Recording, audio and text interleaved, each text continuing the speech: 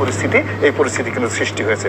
So এখন যারা মানে ক্ষমতার যে মানে আন্দোলন যেটা আছে সেটা নিষ্পত্তি হবে রাজপথে, এবং এটা কারো হাতে নাই, বিএনপি জামাত কারো হাতে নাই, রাজাকারের পুত্রদের হাতে নাই, কন্যার হাতে নাই, একেবারে সব জায়গাতে। জাস্টিস শামসুদ্দিন চৌধুরী মানিক, আপনার নামটা ভালো করে উচ্চারণ করতে পারেন না নাকি? এটি থেকে বোঝা যাচ্ছে যে আপনি আমার প্রতি আক্রোশ নিয়ে এখানে বসেছেন।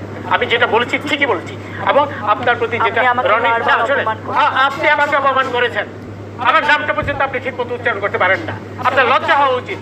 এবং রনি যেটা বললো, আপনি ভাব দেখাচ্ছেন যে আপনি একাই সেই টেলিভিশনটা দেখেছেন। আমি যখন বললাম আমিও দেখেছি, তারপরে আবার আপনি আমাকে বারবার উস্কানি দিচ্ছেন যে আমি দেখেছি কিনা। তার মানে আপনি একাই দেখেছেন, আর কেউ দেখেনি। শোনেন রনি, কালকে যে উত্তেজিত হওয়ার কারণ হচ্ছেন আপনি আমাকে উত্তেজিত করছেন, মানে এমন ভাব দেখাচ্ছেন যে আপনি একাই দেখেছেন, আমি দেখিনি।